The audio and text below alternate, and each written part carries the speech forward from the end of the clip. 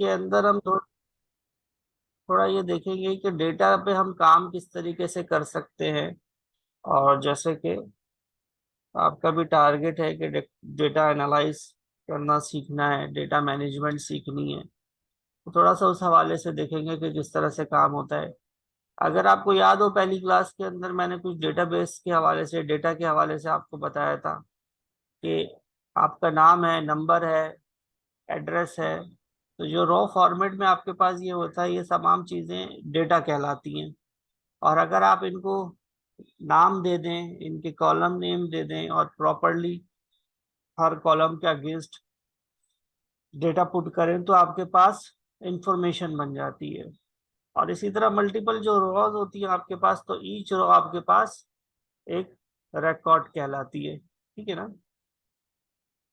तो अब ये देखिए काम होता किस तरीके से है। अगर आप डेटाबेस मैनेजमेंट कर रहे हैं, या किसी को अगर आप एक सोल्यूशन बना के दे रहे हैं, किसी को आप जो है ना डेटाबेस तैयार करके दे रहे हैं कि जहां वो डेटा स्टोर कर सके, तो क्या फॉर्मेट होगा, क्या फील्ड्स होंगी, किस तरह से काम होता है, तो थोड़ा सा वो हम समझते हैं।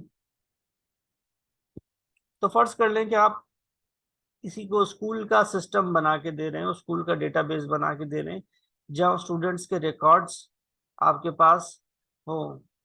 तो उसमें किस तरीके से काम किया जा सकता है, तो देखिए ये शीट 1 हमारे पास आ रही है। और अगर आप उस स्कूल का सिनेरियो देखें, तो स्कूल में आपके पास अब क्या क्या चीजें होती हैं। तो स्कूल में आपके पास स्टूडेंट्स होते हैं, जी। स्टाफ होता है, फैकल्टी होती है, स्टूडेंट का एडमिशन होता है, उसकी फीस होती है, उसकी अटेंडेंस होती है, उसकी प्रोग्रेस होती है, उसकी जो है मार्कशीट होती है, रिजल्ट होता है, ये तमाम चीजें होती हैं। अब ये तमाम चीजों को अगर आपको ऑटोमेट करना है, इसको सिस्टम में डालना है, आप चाह रहे हो स्टूडेंट्स के रिकॉर्ड्स एक जगह पे सेव हों, और आप उसको अपने हिसाब से फिर फैच करके देख सकें, तो उसके लिए आपको सबसे जो इनिशियल स्टेज है वो डेटाबेस है, कि आपके पास सबसे पहले डेटाबेस अच्छा बना हुआ, फिर जी। उसके ऊपर आप एप्लीकेशन खड़ी कर सकते हैं। तो डेटाबेस की एक ये भी बहुत ज़्यादा इम्पोर्टेंस है, डेटाबेस की, डेटा एनालिस्ट की, डेटा साइंस की, कि जितनी अच्छा आपने डेटाबेस बना के दिया होगा, जितना अच्छा आपने डेटा एनालिस्ट करा होगा, तो उतना अच्छा आप उसके ऊपर एप्लीकेशन बना सकते हैं। ठीक है ना। तो हम देखते हैं कि एक स्कूल सिस्टम है, तो उस स्कूल सिस्टम में जो हमारे पास सबसे पहली चीज है वो ये कि देखें, इसको इस तरह से समझें कि कोई भी चीज का जब आप सोल्यूशन बना रहे होते हैं, तो आप देखते हैं कि वो स्टार्ट कहाँ से होता है, किस तरह से होता है। तो सबसे पहली क्या चीज है, तो हमारे पास जो यहाँ पे सबसे पहली चीज है वो है एडमिशन। ठीक है ना।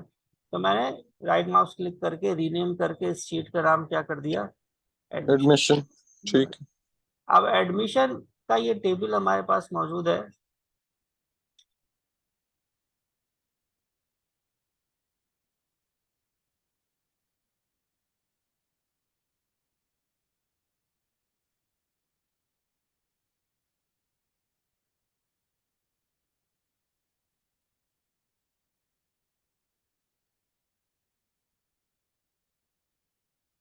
ठीक है ना।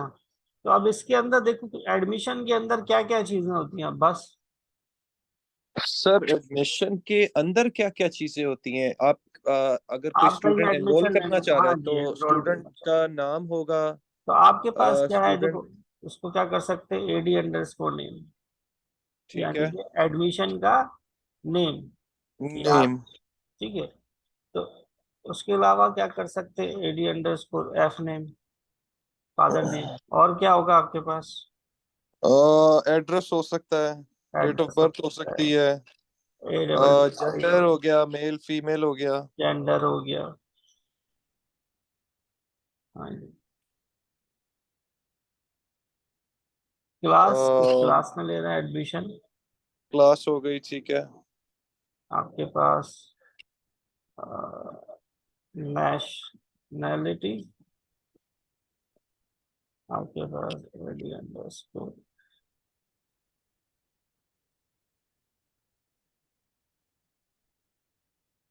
रेस। रेस वो नेशनलिटी आई गेस वही हो गया, रेस भी अगर। हाँ, रिलीजन हो गया आपके पास। हाँ, religion religion is one. Okay. ठीक है ना।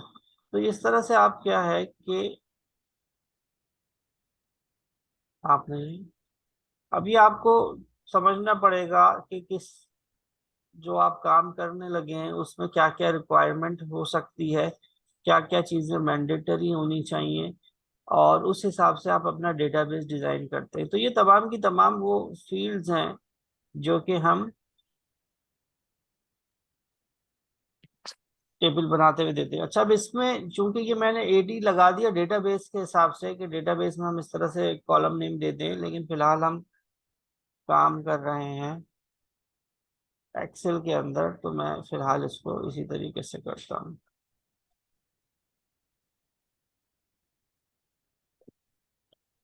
ये हम बाद में कवर करेंगे कि आप जो शुरू में एडी अंडरस्कोर लिख रहे थे, मैं ये असल में एडमिशन का क्या? ये मैं इसलिए लिख रहा था कि जब आप डेटाबेस के अंदर एसक्यूएल सर्वर में या किसी भी दूसरे डेटाबेस में काम करते हैं, तो अच्छा।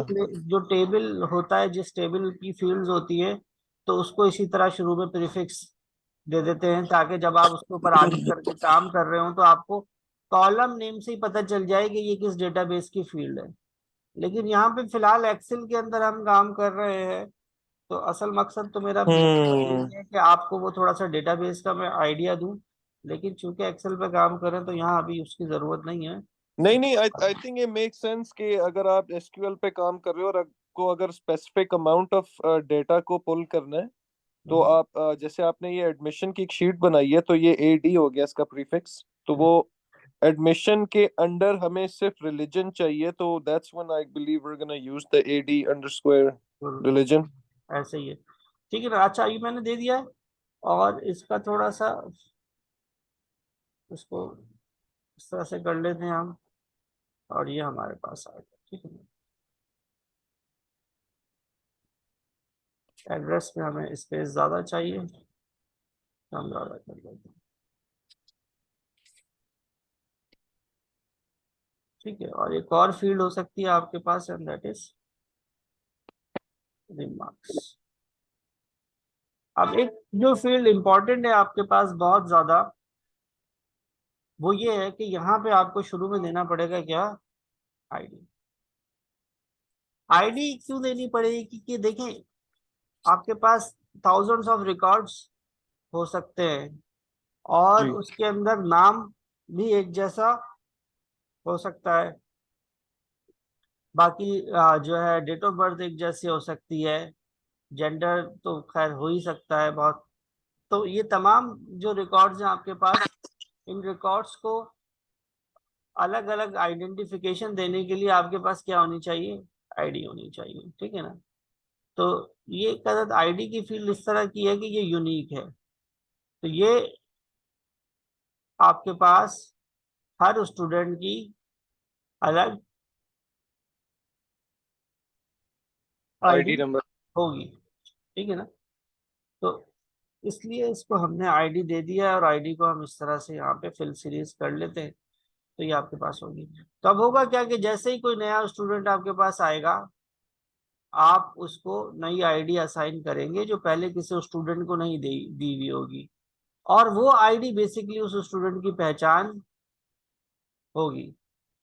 तो जब कभी भी आप कहीं एडमिशन लेते हैं तो आपको एक आदत आईडी असाइन होती है, जो आपके कार्ड के ऊपर होती है, आपके डॉक्यूमेंट्स पे होती है, और बेसिकली वही आपकी आइडेंटिफिकेशन होती है।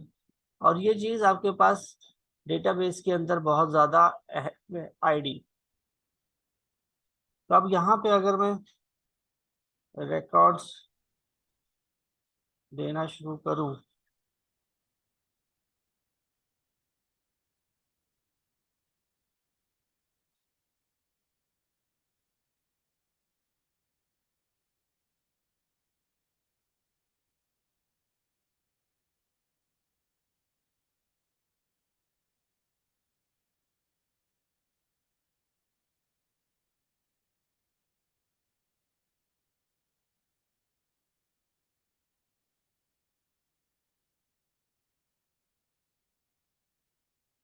ठीक है ना, इसी तरीके से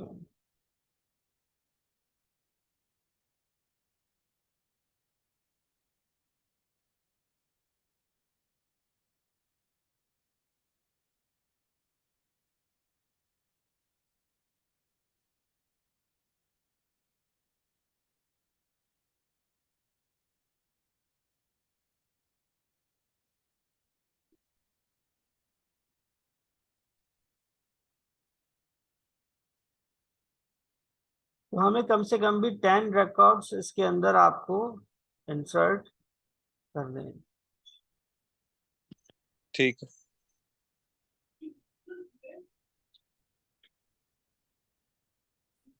इसको हम सेव कर लेते हैं अपने पास।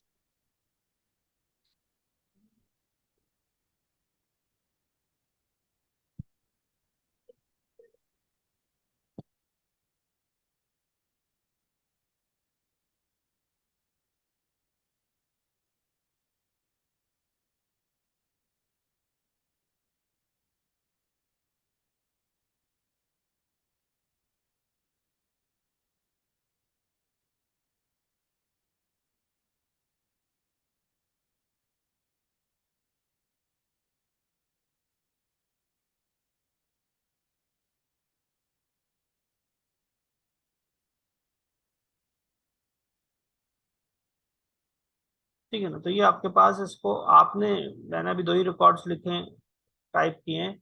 आपने जी। इसके अंदर ज्यादा रिकॉर्ड्स लिखने हैं।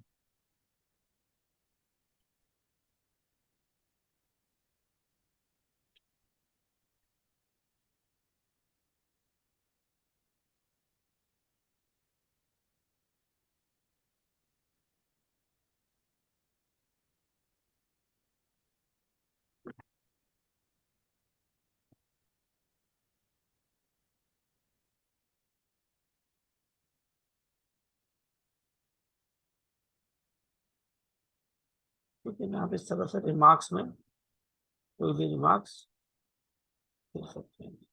अब आपके पास देखिए, जो एक स्कूल का सिस्टम है, उस स्कूल के सिस्टम में आपके पास जो भी नया स्टूडेंट आता है वो आप यहाँ पे मेंशन करते हैं। अब देखें, एक फील्ड का इसके अंदर बहुत ज्यादा जरूरी है और वो मिस करी भी है हमने, और वो क्या है? नेम है, father name, date of birth, address. आप कह रहे हैं इंपॉर्टेंट चीज है जो मिस की हुई है एडमिशन की। क्लास भी लिखी हुई है हमने, किस क्लास में, जेंडर है, नेशनैलिटी है, डेट ऑफ बर्थ। देखिए, एक चीज अगर आप इसको इस हिसाब से देखें कि आपके पास थाउजेंड्स ऑफ रिकॉर्ड्स हैं इस टेबल के अंदर, इस शीट के जी। अंदर, और फिर आप इसमें से कुछ सर्च करना चाह रहे हैं, ठीक है ना, कि भाई फलाना बच्चा जो है कौन सी क्लास में है, या 5 क्लास में टोटल कितने बच्चे हैं, ठीक है ना, तो ये सब जी। चीजें आप सर्च करना चाह रहे हैं, तो उस हवाले से देखेंगे एक फील्ड जो इम्पोर्टेंट है आपके पास वो मिसिंग है। और मैं यहाँ पे राइट माउस क्लिक करके इंसर्ट कर देता हूँ, यहाँ आ जाता है वो, या यहाँ पे राइट माउस क्लिक करके इंसर्ट कर देता हूँ तो यहाँ आ जाता है वो। तो वो क्या चीज मिसिंग है, वो है डेट। डेट क्या है कि ये आपके पास हम्म। बेसिकली एडमिशन डेट है, ठीक है। तो एडमिशन डेट का मतलब ये है कि जिस दिन आपके पास एडमिशन हो रहा है, और ये बहुत इंपॉर्टेंट है। और ये इसलिए इम्पोर्टेंट है कि जब आप देखना चाहेंगे कि भाई कंडीशंस लगाएंगे तो कंडीशंस डेट लगाएंगे वगैरह आप, लिखेंगे। कि मई के महीने में कितने एडमिशन्स हुए, जून में कितने हुए, जनवरी में कितने हुए, तो आपको जो है डेट लाजमी चाहिए होगी। किसी का फी चेक करना स्टेटस तो भी चाहिए होगी। अच्छा, अब ये देखिए, इसके अंदर ना और भी काफी सारी फील्ड्स हो सकती हैं, और ये आपके पास जो एडमिशन हुआ है उस एडमिशन का आप समझ लें पहला पार्ट है। और पहला पार्ट क्या है, ये इसका जो एडमिशन फॉर्म होता है उसके अंदर 2 चीजें होती हैं, आपने अगर देखी होंगी। तो एक तो होता है जिसके ऊपर लिखा हुआ होता है ऑफिस यूज ओनली, जो आप जहाँ एडमिशन ले रहे होते हैं वो लोग उसको फिल करते हैं। और ऑफिस यूज ओनली जो होता है आपके पास, वो क्या होता है आपके पास,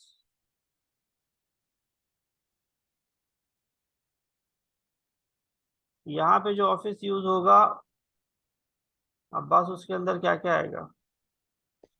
सर आप कह रहे हैं इस शीट पे जो ऑफिस यूज के लिए इंफॉर्मेशन होगी, हाँ जी।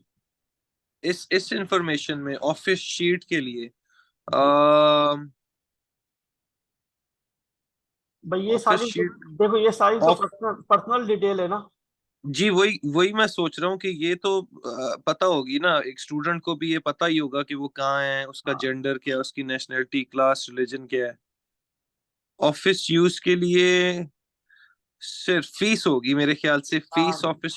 ऐसे ही एडमिशन फीस होगी उसकी, मंथली फीस होगी उसकी, टोटल जी। फीस होगी उसकी। ये तमाम चीजें उसकी क्या हो जाएंगी आपके पर्सनल। पास, ऑफिशियल हो जाएगी। तो ये आपके पास एडमिशन पर्सनल हो गया। और एक और आपके पास टेबल बनेगा और एक और आपके पास शीट बनेगी। वो क्या होगी आपके पास, पब्लिक या स्टूडेंट। ऑफ ऑफिशियल होगी। ये पर्सनल हो गया, वो ऑफिशियल होगी। तो उस ऑफिशियल के अंदर आपके पास उसका एडमिशन फीस होगी, उसकी मंथली फीस होगी, टोटल फीस होगी, एनुअल फीस होगी। ये तमाम की तमाम चीजें उसकी आ रही होंगी। जी बोलें। जी जी। ठीक है ना। तो हम इसी तरीके से एक और टेबल बना लेते हैं। अच्छा, अब देखिए, ये पढ़ाने का, ये बताने का मकसद ही यही है कि आपका, जैसे मैं आपसे पूछ रहा हूँ और आप जवाब दे रहे हैं, तो आपका भी जहन इसी तरीके से चले कि जब आप कोई डेटाबेस बना रहे हैं तो आपको जी पता हो कि अब ये आपने सिस्टम आगे देना है, उस अगले बंदे ने इसके ऊपर काम करना है, या आपका फर्ज कर ले अपना स्कूल है या आपका कोचिंग है या इंस्टीट्यूट है, तो आप उसको चाह रहे हैं कि तमाम रिकॉर्ड्स आपके पास स्टूडेंट की डिटेल वो एक जगह पे सेव हो और डेटाबेस के अंदर सेव हो, ताकि आप उसको अपनी मर्जी से रिकॉर्ड्स को फैच करके देख सकें या उसको एडिट, अपडेट, डिलीट कर सकें। तो जी उसमें क्या क्या चीजें रिक्वायरमेंट है, आप वो समझ के उसको बना रहे हैं, ताकि जब आप उसको रिकॉर्ड्स इंसर्ट कर दें आप उसके अंदर, तो आपको कोई परेशानी ना हो और मैक्सिमम रिजल्ट आपके पास आए। तो हम यहाँ पे इसको एडमिशन, ऑफिशियल। ये ऑफिस यूज ओनली। हाँ, ऑफिशियल कर देते हैं। और इसको हम इस तरह से, सर, महीने की फीस, साल की फीस के अलावा क्या इंफॉर्मेशन और होगी ऑफिशियल में? मैं अभी देखते हैं ना, बनाना शुरू करते हैं तो देखिए समझ में आ अच्छा, नहीं, जाएगा। हम सॉरी, मुझे लगा आप कह रहे थे कि आप, मतलब मुझे लगा कि हमें बनानी है दूसरी शीट। ठीक है। नहीं नहीं, मैं इसको बना लेते हैं थोड़ा सा। तो उसमें कुछ चीजें ऐसी कि वो मुझे अभी समझाना जरूरी है, तो मैं इसलिए आपको बनवा नहीं रहा। अब इसमें देखिए क्या क्या चीज आएगी। इसके अंदर आपके पास आ जाएगा monthly fees. Admission fee admission सबसे फीस। पहले तो, ठीक है ना। फिर आपके पास आ गया मंथली फी। फिर आपके एनुअल पास आ फीस। गया एनुअल फी। और डिस्काउंटेड फी, क्योंकि एक स्टूडेंट का एक डिस्काउंटेड फी भी रखा था आपने। जी जी, डिस्काउंटेड फी भी हम दे सकते हैं, टोटल फी। ठीक है ना। तो वो हम्म। देखिए जो एडमिशन के वक्त ही उसकी फी का हमें पता चल जाएगा। अब ये देखिए आप कि ये जो हम इसमें रिकॉर्ड्स इंसर्ट करेंगे ना, तो अब इसमें आप ये मुझे बताएं कि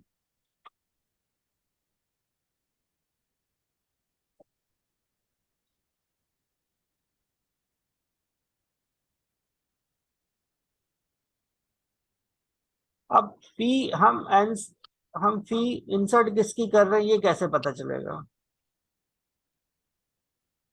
हम हम आईडी नंबर से करेंगे ना। ठीक है ना। हर हर तो यहाँ पे हम दे देंगे आईडी। जी। और ये कौन सा आईडी होगा, स्टूडेंट का। ये यही आईडी होगा। जी ठीक है ना। तो इसके अगेंस्ट हम यहाँ पे फी लेंगे। जी। और यहाँ पे आपके पास एक फील्ड का इजाफा कर देते हैं हम। और दैट इज के हम कर देते हैं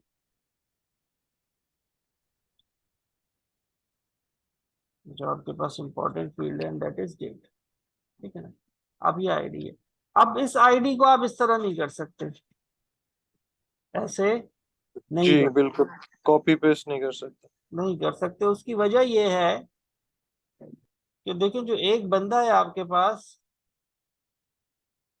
वो आपके पास 10,000 फीस।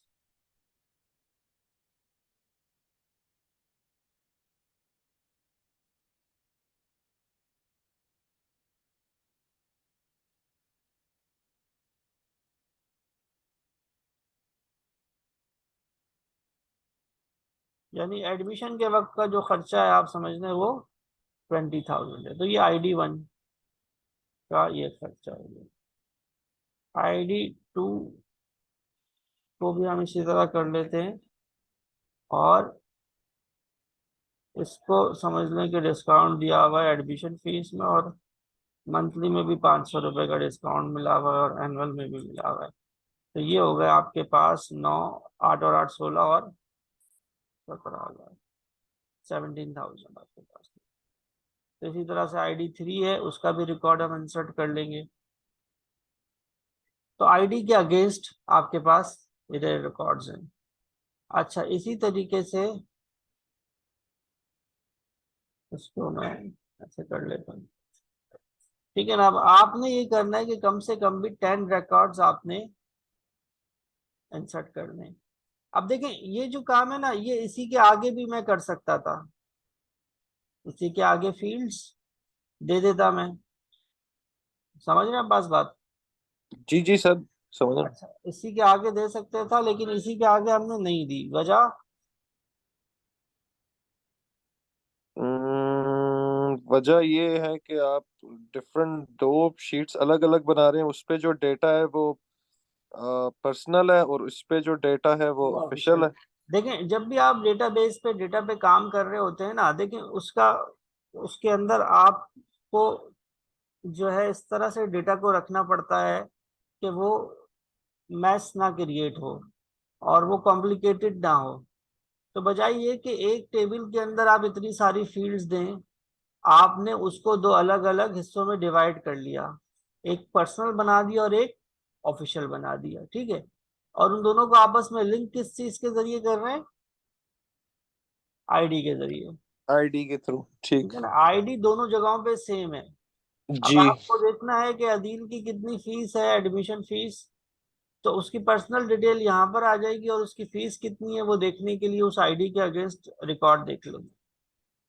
और ठीक है। यहाँ पर भी स्टूडेंट का नाम दे सकते थे कि यहीं पर देख के नाम पता चल जाए, लेकिन उससे क्या होता है, डुप्लीकेशन होती, आपका डेटा डुप्लीकेट होता, और फिर फायदा कुछ नहीं था। तो इस तरह से ये आपके पास ऑफिशियल आ गया। अब जो देखें, ठीक। एक और जो स्टेप है। अच्छा, अब ये हम देखें क्यों एडमिशन क्यों हमने सबसे पहले बनाया है।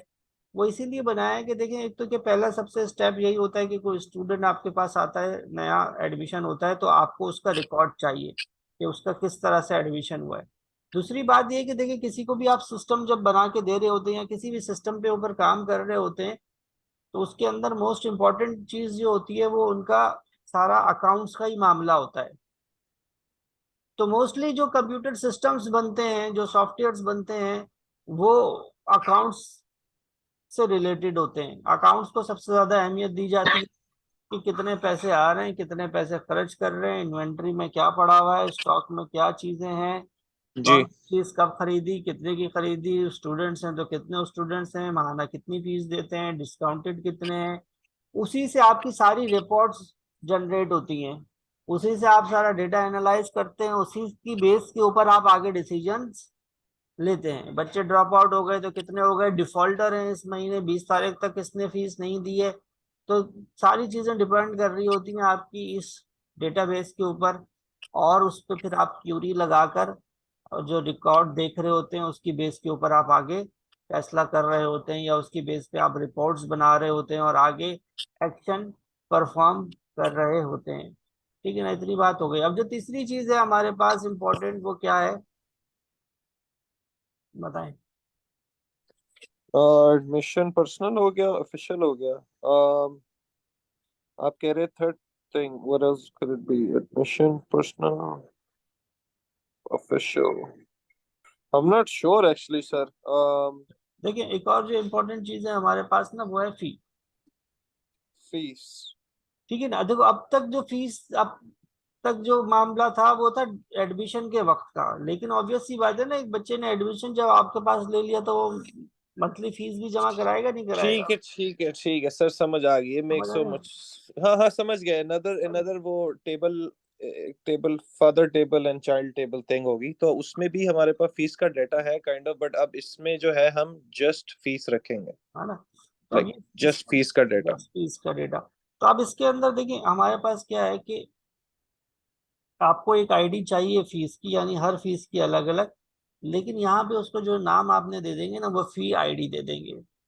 ठीक है, या अभी हम्म। फिलहाल हम उसको डेटाबेस की फॉर्म में नहीं कर रहे, तो हम इस तरह से ठीक है। फी आईडी। ठीक है। ठीक है। अब फी आईडी के बाद जो फी आपके पास है उसका, या डायरेक्ट लिख देते हैं अमाउंट, अमाउंट आया। हम्म। फिर आपके पास उसकी टाइप क्या है, फिर आपके पास जो है, ड्यू पेड या ड्यू भी हो सकता है, पेड अमाउंट और ड्यू अमाउंट। ऐसा भी हो सकता है। ड्यू तो देखो बाय डिफॉल्ट ना पहले से आ रहा होगा कि भाई ये अमाउंट ड्यू है, और हम्म, जो मत है हम्म। ठीक है। कैलकुलेट करके, तो ये आपके पास कलेक्ट बाय, यानी कि फीस जो आपके पास ले रहा है। ठीक है ना। तो अब आपके पास ये जो आईडी है ये आपके पास ऑटो होगी, यानी कि जैसे जैसे आप फी इंसर्ट करेंगे तो ये इंक्रीज होती रहेगी, और ये यूनिक होगी। ठीक है। इसी तरह से फी अमाउंट क्या है कि देखें 10,000 है आपके पास, और ये जो ये जो टाइप है ये है एडमिशन, यानी कि ये एडमिशन हुआ है, एडमिशन की फीस है, ठीक है। एडमिशन की फीस है। ठीक है ना। अच्छा, इसी तरीके से आपके पास एक और फी आई है, और वो 5,000 है, और वो आपके पास फाइन आई होगी मंथली फी है। या ठीक है। Monthly fees. ठीक है, ये आपके सर पास मुझे याद है वो स्कूल में देने पड़ते थे ना, तो अगर छुट्टी कर लो तो फाइन। यहाँ की बात, हॉलीडेज टाइम। यहाँ की बात पाकिस्तान की बात करो, वहाँ की कर रहे हो। जी जी, पाकिस्तान की सर। मैं पैदा और बड़ा उधर ही हुआ हूँ। 18.5 साल तक मैंने हाई स्कूल और कॉलेज पाकिस्तान से ही किया। सही सही सही। तो कौन से स्कूल से पढ़ा है तुमने। सर मैंने पढ़ा है सेंट जॉन हाई स्कूल जो मरी रोड पे है। अच्छा। ओ आई एम सॉरी, आप तो कराची के। खैर सेंट जॉन्स हाई स्कूल का है। हाँ हाँ। और कॉलेज जो मैं गया था वो मैंने पंजाब कॉलेज से किया है, आईकॉम में। सही है। अकाउंटिंग एंड आईकॉम में, तो वो थोड़ा बहुत आइडिया है उसकी, उसके थ्रू से। जबरदस्त हो गया, अच्छी बात हो गई।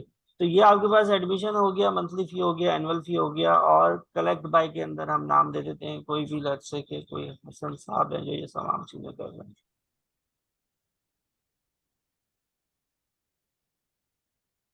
अच्छा, अब आप देखें कि यहाँ पे हमें ना, अब फी आईडी तो आपने दे दी, लेकिन आपको ये नहीं कैसे पता लगेगा कि ये फी आई किसकी है। ठीक है। तो हम्म। अगेन आपको क्या चाहिए, आईडी चाहिए। और ये कौन सी आईडी होगी, ये वही आईडी होगी जो एडमिशन के वक्त आपने दी थी। जी। ठीक है। अब आप ये देखें कि ये तीनों फी जो है, यहाँ पे जो आईडी आएगी वो क्या आएगी बताएं।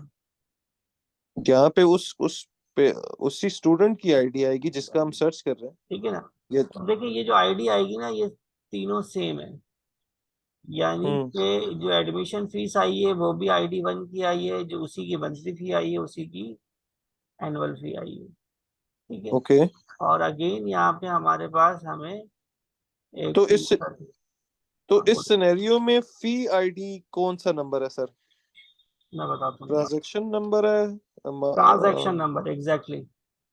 अच्छा। अच्छा अच्छा, ट्रांजैक्शन मुझे लगा नंबर। फी आईडी ही वो। ठीक है, ओके। ठीक है ना। तो अब ये जो आईडी है ना आपके पास, इस आईडी से आपको पता चल रहा है कि ये किसकी फीस है। अच्छा, इसी तरीके से देखें, अब जैसे लेट से कि ये जो है एडमिशन हुआ है इस तारीख को। ठीक है। हम्म।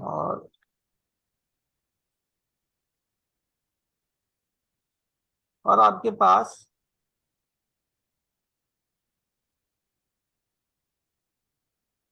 इसी स्टूडेंट की एक और फी आई है, और वो फी आई है अगले महीने, यानी कि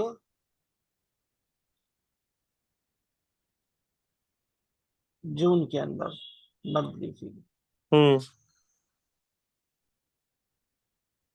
ठीक है। तो अब देखिए आपके पास आईडी वही सेम है, उसी ओके। एक ही उस स्टूडेंट की आपके पास 4 दफा फीस आ गई। एक एडमिशन के वक्त तो 3 फीसेस उसने दी, उसके बाद फिर हम्म। नेक्स्ट मंथ उसने मंथली फी दी, तो आईडी आपके पास ना ये रिपीट हो रही है। ओके। तो इस आईडी से आपको समझ में आ रहा है कि भाई ये इस स्टूडेंट ने 4 दफा फी दे दी। इसी तरह ID2 है, तो ID2 के अंदर भी हम क्या कर सकते हैं कि उसकी एडमिशन और मंथली तमाम चीजें आप उसने भी पे करनी है, तो हम ये इसको यहाँ से Ctrl+C कर रहे हैं और Ctrl+V कर देते हैं। ओके। ठीक है ना? तो ये हमारे पास इस तरह से आ गई, और ये ID2 है, और इसको भी डेट को इसी तरह से कॉपी पेस्ट कर रहे हैं। तो इस तरह से जो है ना आपके पास रिकॉर्ड्स बनते हैं, और इस तरह से डेटाबेस बनता है, और ऐसे आप किसी भी सिस्टम को डिजाइन करके देते हैं। अब इसको मजीद अगर ओके। हम इस सिस्टम को आगे की तरफ लेके जाएं, तो आप स्टूडेंट रिकॉर्ड्स का एक अलग टेबल बना सकते हैं, आप स्टाफ के लिए एक अलग टेबल बना सकते हैं कि जितने स्टाफ मेंबर हैं, फैकल्टी हैं, उनके नाम क्या हैं, उनके फोन नंबर क्या हैं। अच्छा, इधर हमारे पास एडमिशन पर्सनल में कांटेक्ट नंबर रह गया है, कांटेक्ट नंबर हमें इसमें ऐड कर देना चाहिए, मोस्ट इम्पोर्टेंट चीज है, ठीक है ना। तो फैकल्टी की डिटेल्स आ सकती हैं, उनकी ज्वाइनिंग डेट है, सैलरीज है, पेरोल सिस्टम जैसे आपको बनाया था वो इसके साथ इंटीग्रेट किया जा सकता है। तो जितना बड़ा सिस्टम रिक्वायर्ड है, जितने आपको चार्जेस दिए दिए जा रहे हैं, उस हिसाब से आप सिस्टम डिजाइन करके आगे प्रोवाइड करते हैं। तो ये मेरा करवाने का मकसद ये था आपको जी। कि आपको समझ में आ जाए कि हमारी बेसिकली डायरेक्शन आगे क्या है, डेटाबेस किस तरह से काम करता है, और हम आगे डेटाबेस में किस तरह से काम करेंगे, और एक्सेल किस तरह से उसमें हेल्पफुल है। तो इसमें आपको थोड़ा सा ये, आप जब काम करेंगे तो आगे डेटाबेस के अंदर फिर मजीद आपको आसानी हो जाएगी, तो वहां पे हमको इन चीज़ों पे इतना ज़्यादा टाइम नहीं लगाना पड़ेगा। तो इसको कर लीजिए। ठीक है। और 3 चीज़ें, ये 4 चीज़ें हो गई अब्बास अब आपके पास ना। जी सर, तो ठीक है मैं इंशाल्लाह। आपको अलग से मैसेज भी कर देता हूँ, और नजीब को भी जी मैसेज कर देता हूँ, इसको कोशिश करें इन तमाम शीट्स को बना के मुझे ईमेल कर दीजिए। ठीक है सर, ठीक इंशाल्लाह है, कर देते हैं।